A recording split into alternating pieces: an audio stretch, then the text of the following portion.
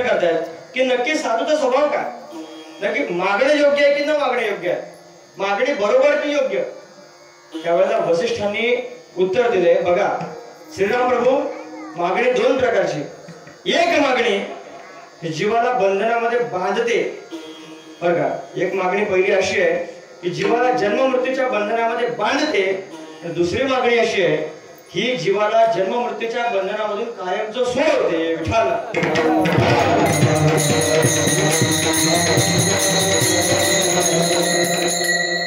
पैकी महाराज दोन नंबरची मागणी करतात. महाराज म्हणतात, हरिदासाची घरी मज उपजवा जन्मांतरी म्हणसे काही मागा हेची देगा पांडुरंगा. बघा या जगामध्ये वयाच्या विविध टप्प्यामध्ये विविध मिळकत असते. तरुण बालपणामध्ये मिळकत काय, बालपणामध्ये चांगली खेळणी मिळणं, बालपणामध्ये चांगल्या आठवणी असणं काय आहे बालपणाची मिळकत आहे.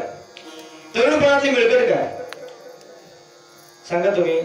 चांगलं शिक्षण घ्यायचं. आता हे पोरं विचार येत आहे ना, म्हणजे समदुःखी सगळे बरं का. इथे तुम्हाला आता म्हणजे एवढं काय उमाळे नाही कुठे बरे बोलून जातो.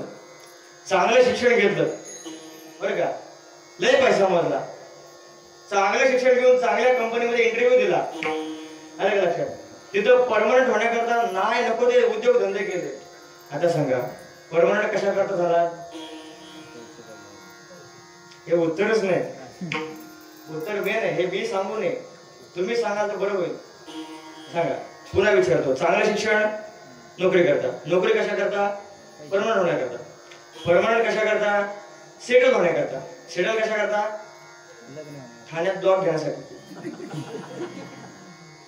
काय त्या ठाण्यातल्या ब्लॉकचं एवढं पुढे चढले ते बहुतेक मला असं वाटतंय ना अजून एक 7-8 वर्ष थांबावा. 4 मीटर भगवा कपडा, एक दांडका, पाव किलो भस्म, रुद्राक्षाच्या माळा, खडावा घेऊन आपला कडकडे जाऊ आपला रामकृष्ण हरिकर ताप नाही बरं का. कशा करता तर तरुणपणातली मिळकत काय, चांगल्या ठिकाणी शिवविवाह होणं हे तरुणपणातली मिळकत आहे. लक्षात घ्या.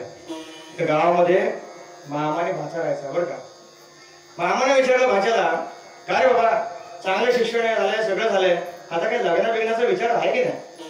भाषा म्हणतो आहे ना विचार आहे. म्हणजे काय सोडणार आहे का. बरं काय बघून वगैरे ठेवलीस का शोधायची.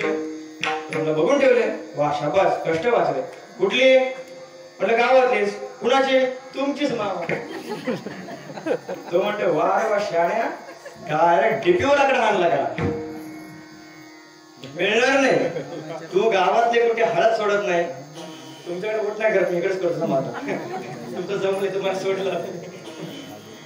तू गावातले कुठे हळद सोडत नाही, वारात सोडत नाही, कुणाच्या बर्थडेची पार्टी सोडत नाही, कुठला पोस्टर सोडत नाही. तुला देऊ मिळणार नाही.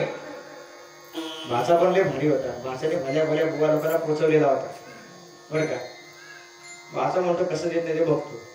इलेक्शन आले, जसे आता आले तसे इलेक्शन आले आणि भाच्याला पण कमर बांधली.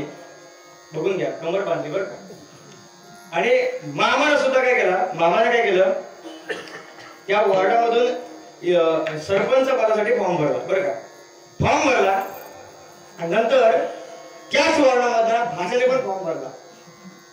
मामा म्हणते माझाच भाषा का, म्हणते माझा भाषेस अर्ज माग घे. घेणार नाही. तुला पाहिजे ते घे पण अर्ज माग घे. घेणार नाही. तुला काय पाहिजे ते देतो, तू सांग अर्ज माग घे. म्हणजे द्याल का.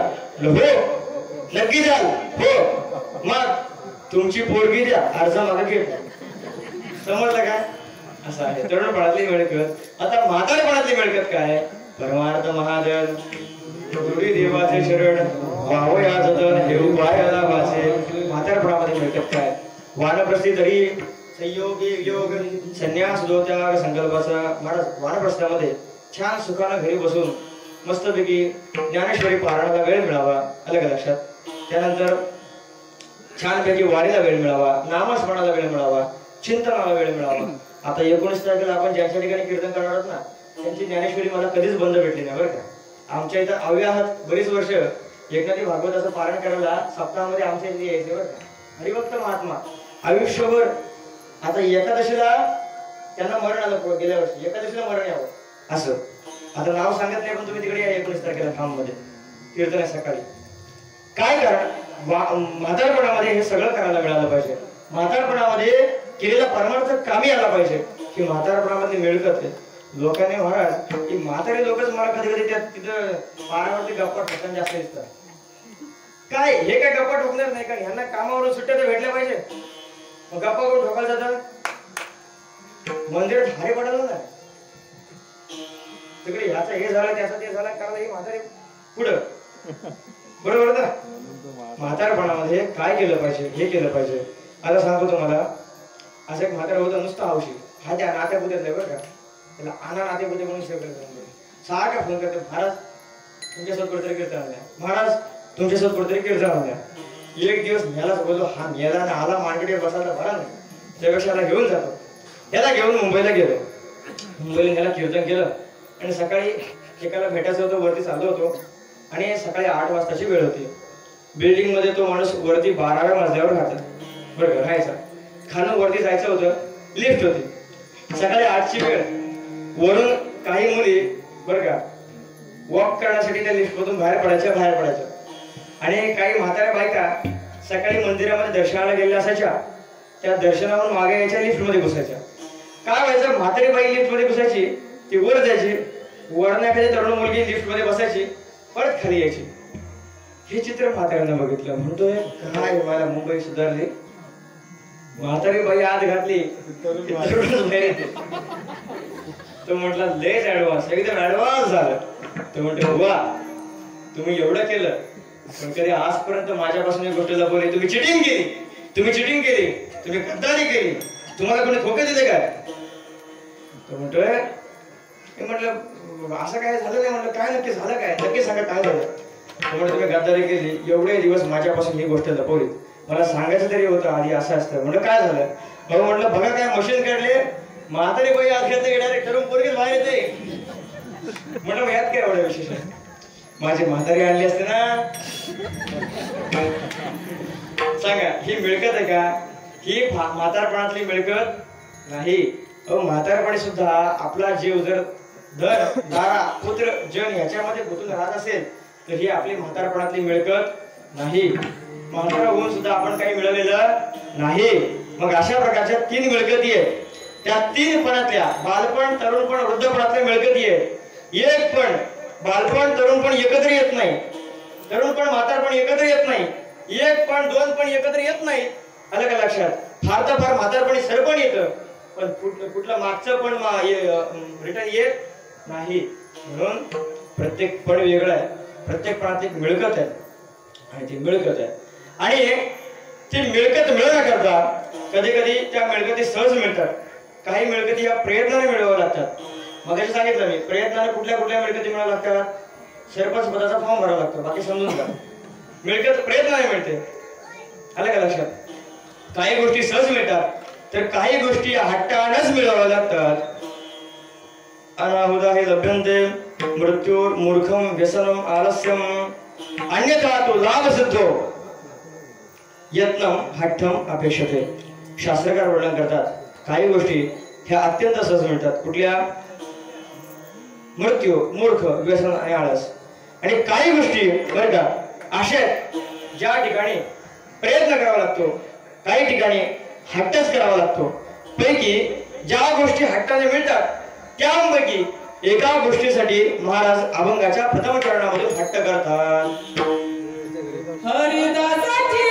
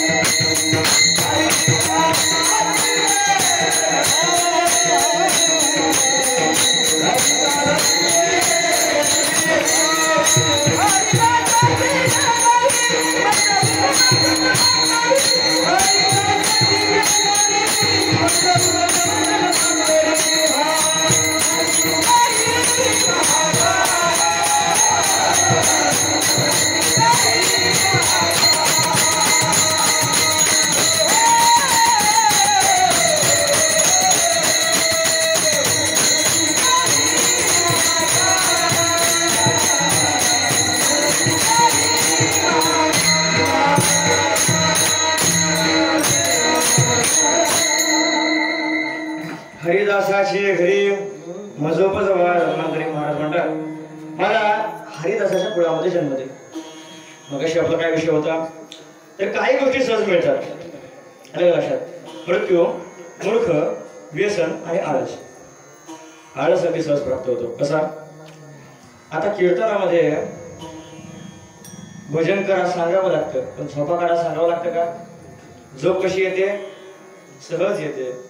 आलं लक्षात. तुकोबराने छान प्रमाण दिले. पळवून या गेली झोप होते पाप आडते. ज्याच्या अंतःकरणामध्ये पाप आहे त्या पापाला वाटतं यानं कीर्तन ऐकलं तर याचा उद्धार होईल मी राहू कुठं म्हणून ते पाप कीर्तनामध्ये आळस द्यायला येतं.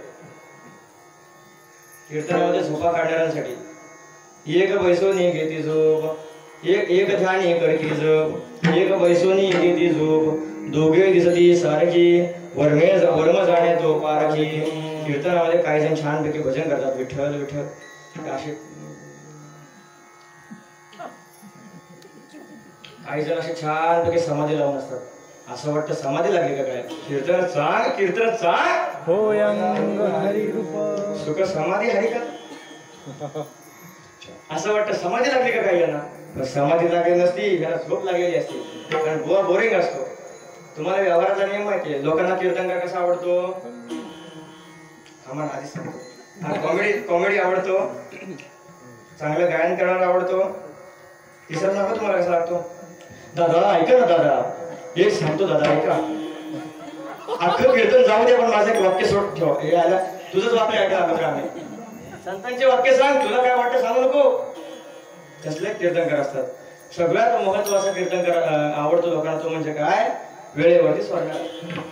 काय झोपा काढू नको असं. तुम्हाला चवळीच्या भाजीची शपथ आहे झोपा काढू नका बरं का. कीर्तन पडलं नाही पाहिजे आजचं. तुमची लाज राखा म्हणजे माझी लाज राखा. सॉरी. तर आळस, मृत्यू, व्यसन गावामध्ये जेवढे काय असतात ना ठोकणारे एक तांबाखू ठोकणारा दुसऱ्याला तांबाखू ठोकणारच बनवतो. याकरता बिचारा कसलीच फी घेत नाही. घेतो का फी? घेतो फी? विचारा तुम्ही पिणाऱ्या माणसाला विचारा बाबा रे तुला ज्याने प्यायला शिकवली त्याने तुझ्याकडून कोचिंग क्लासची किती फी घेतली? घेतली का? काय करावं महाराज. आजकाल लग्नामध्ये लोक पोरांना फुकट पाजतात. हे उदाहरण तुम्हाला एकदम चांगलं पटेल. म्हणजे लोक खर्च करून समाजाला व्यसनी बनवतात. लक्षात ठेवा. तर तुमची एक रात्र नीट होण्याकरता लोकांच्या पोराचं नुकसान करू नका. लक्षात ठेवा. त्याच्या घरातल्या आई बाबाला जेव्हा कळेल माझा पोरगा पितोय त्याला कोणतरी पाजली तेव्हा ते तुमच्या नावाने बोटं मोडतील. लक्षात ठेवा. तुमच्या नावाने शिवाशाप देतील.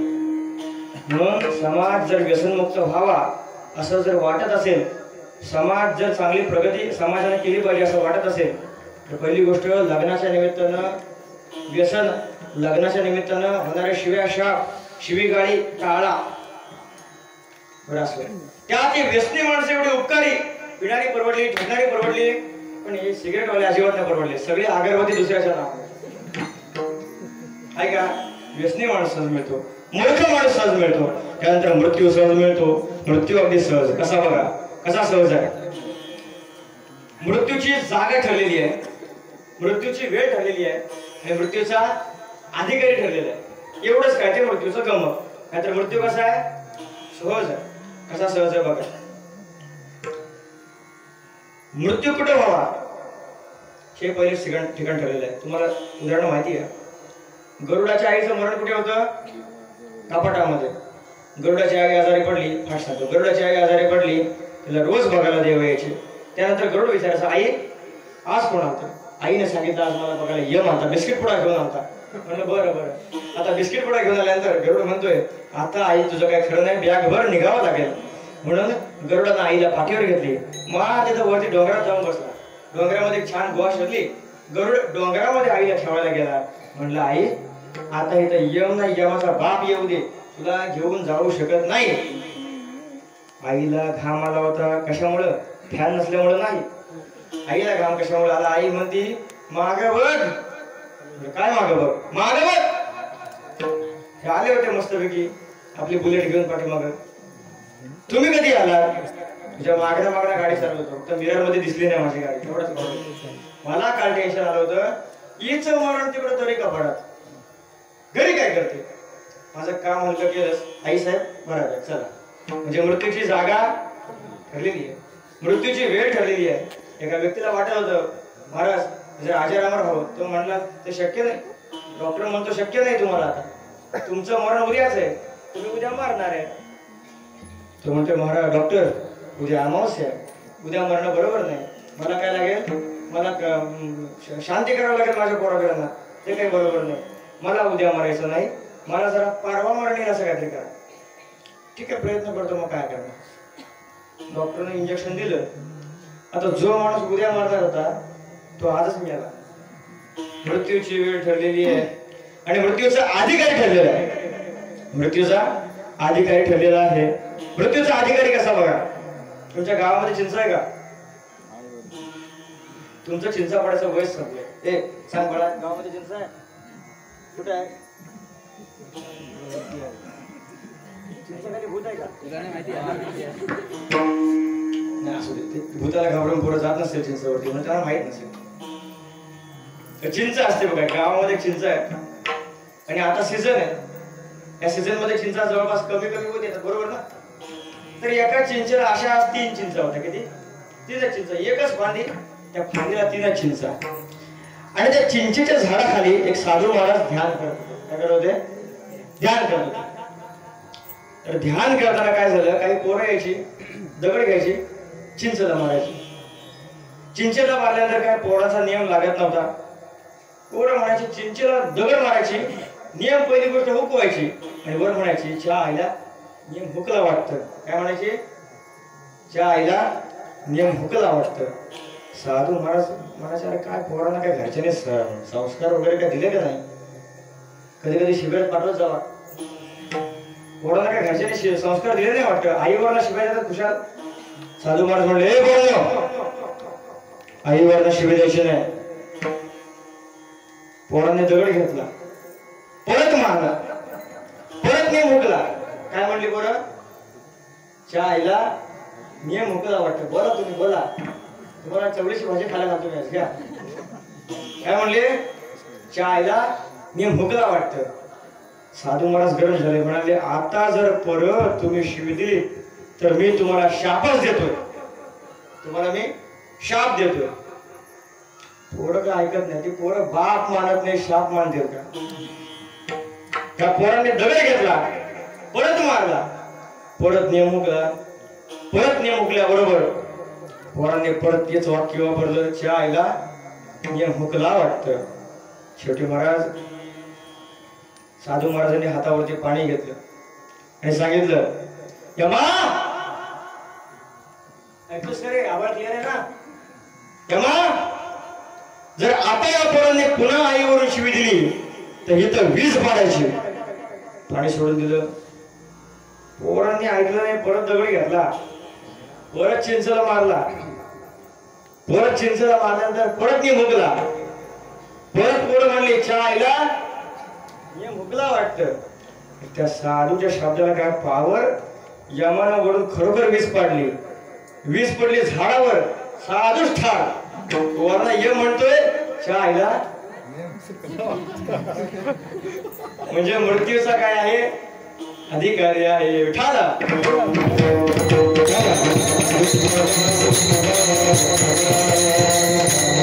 मृत्यूचा तुम्हाला जन्म पाहिजे, जन्म काही सहज नाही. त्यातल्या तुम्ही जन्म पण असा मागताय, VIP मध्ये मागताय एकदम मस्तपैकी. असला जन्म शक्य नाही. उद्या कोणी पण मागेल, मग कुणाला पण हरिदासाच्या कुळामध्ये जन्माला घालू का नाही? शक्य नाही. मग काय दुसरं काहीतरी मागा. नाही, मनसे काही मागा हेच देगा पांडुरंगा. देवा तुला जर द्यायचं तर हेच दे, दुसऱ्या मला ऑफर देऊ नकोस, दुसऱ्या मला ऑफर देऊ नको. तुला द्यायचं ना, माणसाचा जन्म देऊच नको मला. चल, मी मागत पण नाही. त्यांच्या घरामध्ये जन्माला घाल एवढंच मागतो, त्यांच्या कुळामध्ये त्यांचा पोरगा नातू पतवंड म्हणून जन्माला घालू नको. मग काय कर, संत समागम एखादी परी भावे त्यांचे द्वारे श्वानयाती. काय म्हणतात, संतांचा समागम कशाही प्रकारे घडू दे, त्यांच्या दारातला कुत्रा म्हणून जरी मला जन्म मिळाला तरी तोही मी घ्यायला तयार आहे. बघा, अजून एक प्रमाण सांगतो तुम्हाला बरं का, नीट लक्षपूर्वक ऐका.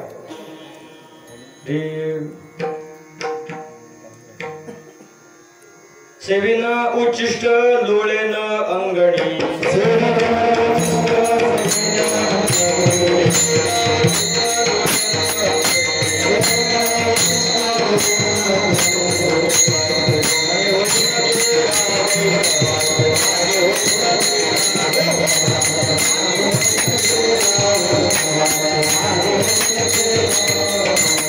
सेविन उच्चिष्ट.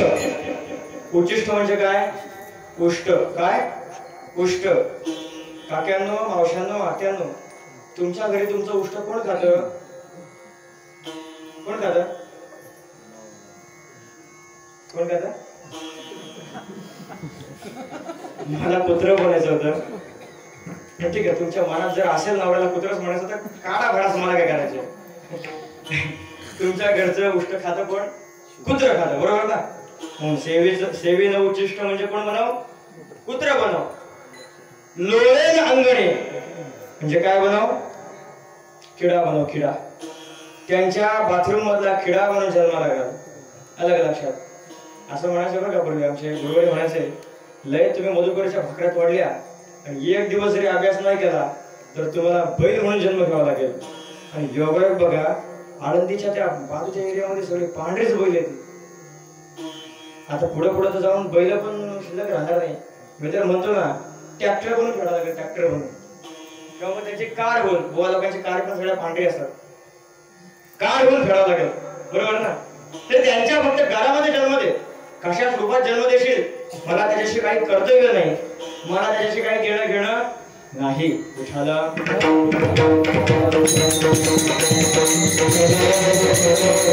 संतांच्या घरामध्ये जन्म घेतल्याचा फायदा असा आहे, तेथे राम नाम होईल श्रवण, घडेल भोजन उच्चिष्टाचे. संतांच्या घरामध्ये जन्म घेतल्यानंतर परमार्थ वेगळा करण्याची गरज नाही, ऑटोमॅटिक होतो. महाराज, संत संगती देई चरण सेवा, जेणे तुझा विसर न पडावा, हाचे भाव माझ्या जीवा पूर्वे देवा मनोरथ. महाराज म्हणतात, संत संगती कशा करतात? त्यांच्या घरचं भजन मला घडावं म्हणून नाही, तू मला मिळावं म्हणून नाही, असणाऱ्या तुझा विसर कधी पडू नये म्हणून संत संगती दे. आपण रोज अभंग म्हणतो ना, हिची दान दे गा देवा,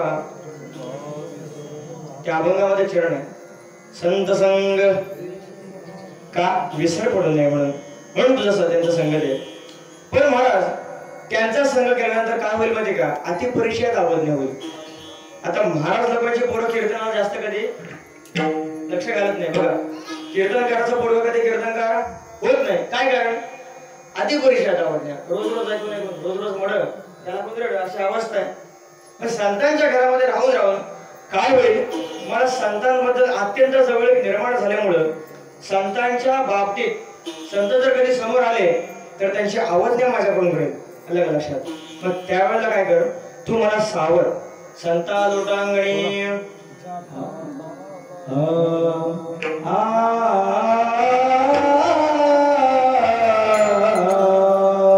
काय करू, मध्ये मध्ये प्रमाण देण्याची मलाच मोठी जागेवर कविता. पण आता वाघ्याचा केला पाग्या, त्याचा मूळचा स्वभाव जाई ना, येलकोट म्हणतात बाईला. पूर्वी इथे येण्याच्या अगोदर आम्ही तेच करायचो. त्याच्यामुळे काय स्वभाव अंतरिक्ष धावे क्षमा क्षमा तर संतांच्या बाबतीमध्ये असा विषय आहे. समाज असा आहे, समाजाला संतांचं दर्शन नकोय, समाजाला संतांची संगती नकोय. संत येते घरा, दारा खिडक्या बंद करा. बरोबर ना. संतांचं दर्शन आम्हाला नकोय, संतांची भेट आम्हाला नकोय. पण महाराज असं ध्येयंडीला, आता ध्येयंडी गोपाळकडा अधिष्ठान कुणाचं? कुणाचं? देवाचं. अधिष्ठान कुणाचं? देवाचं. मग त्या ठिकाणी तुमचा उत्सव बघायला येतो कोण? देव येतो. बरोबर ना. काळजी करू नका, 5 मिनिटात सेवा. आता लेवलला तुमचा सोहळा बघायला येतो कोण? रात्री तुम्ही जन्माष्टमीसाठी उपवास केला, रात्रभर तुम्ही जागरण केलं, त्या सगळ्याचा प्रसाद द्यायला तुम्हाला काळा द्यायला येतो कोण? कोणी तर देव येतो. देवाला आणायचं म्हणून देवाच्या भक्ताने नाचलं पाहिजे. सिटी एरियामध्ये त्या ध्येयाला खुशाल बायका नाचवतात, तसल्यानं बघायला तुम्ही जाता. बरोबर की नाही? सांगा, कबूल करा. जाता की नाही? ज्या छत्रपतींच्या दरबारामध्ये कधीच कोणती स्त्री नाचली नाही, त्यांच्या महाराष्ट्रामध्ये खुशाल बायका नाचवतात. काय वाटतं तुम्हाला? योग्य आहे की योग्य आहे की चुकीचं आहे?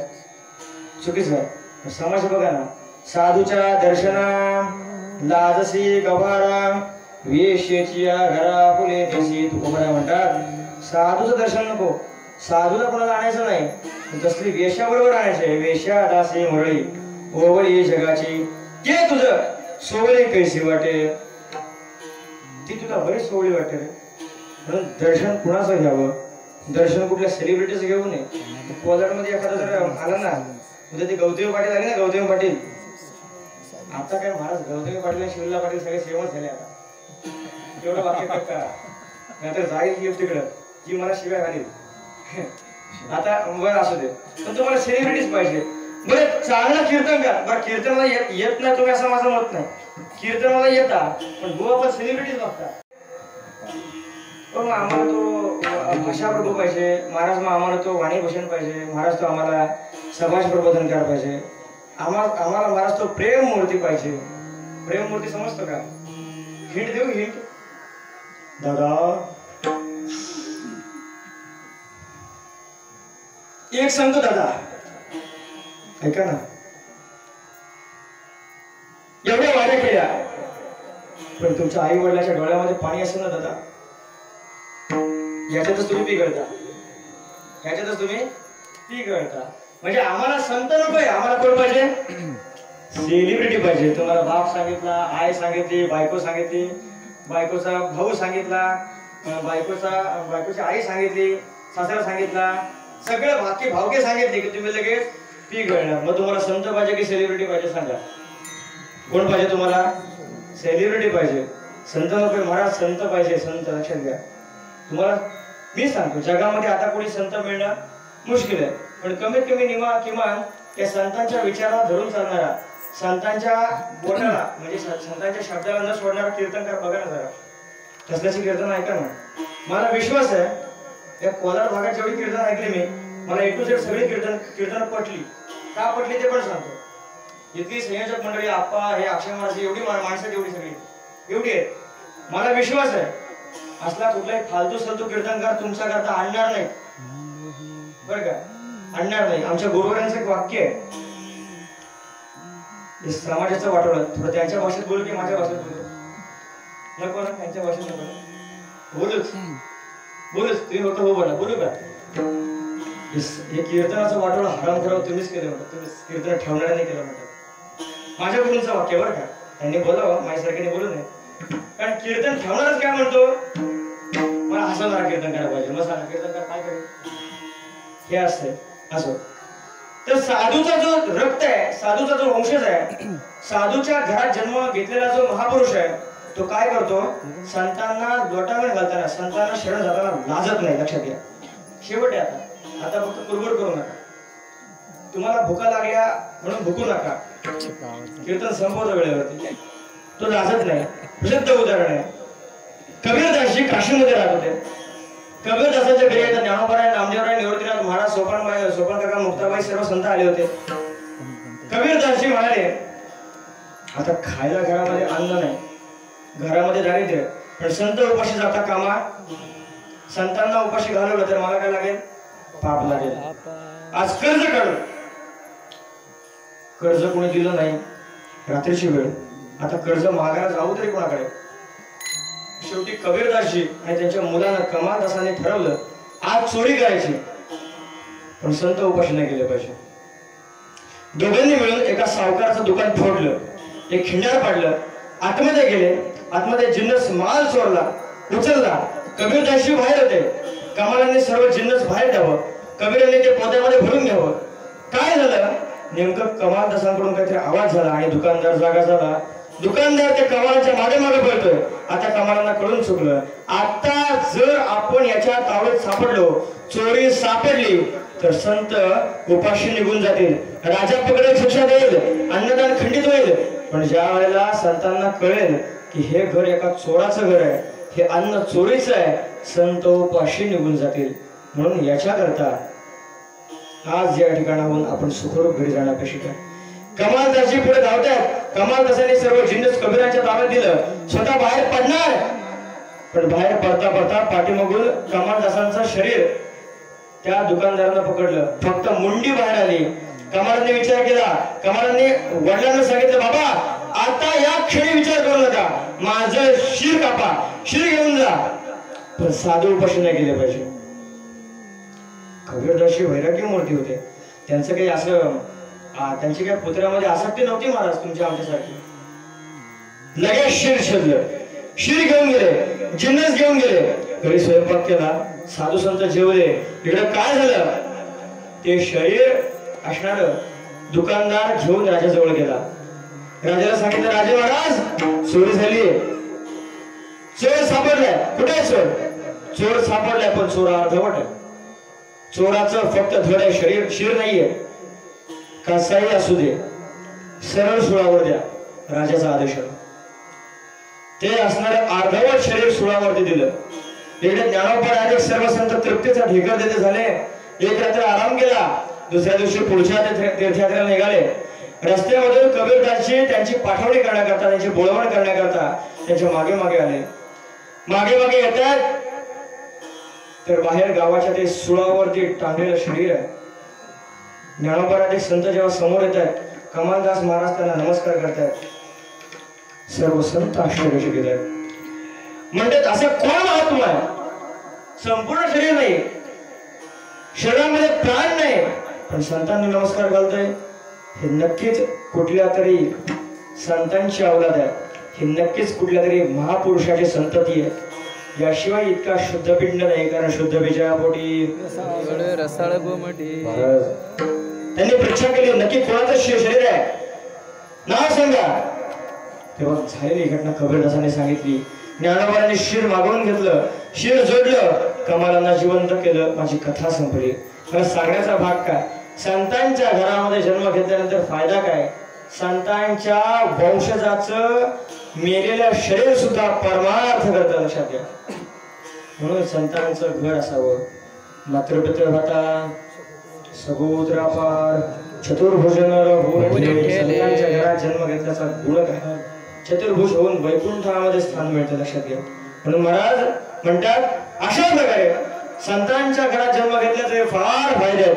पण त्यातला एक अजून एक फायदा आहे, संतांच्या घरामध्ये राम नामाचं श्रवण घडेल. काय संत समाज तिथे राम नाम वैष्णव घरी सर्व काळ सदा झणझणती. महाराज इतकं सुंदर भजन ऐकल्यावर, इतकं सुंदर चिंतन ऐकल्यानंतर, इतका सुंदर गजर, इतकं सुंदर टाळ ऐकल्यानंतर मला स्वतःवरती कंट्रोल राहणार नाही, स्वतःवरती ताबा राहणार नाही. मला नाचावं वाटेल, माझी नाचण्याची इच्छा होईल. पण नाचण्याकरता माझं शरीर सुद्धा कसं ठेव? एका अटक ठेव, माझं शरीर व्यवस्थित ठेव. ही प्रार्थना अभंगाचा शेवटच्या चरणावर. तुका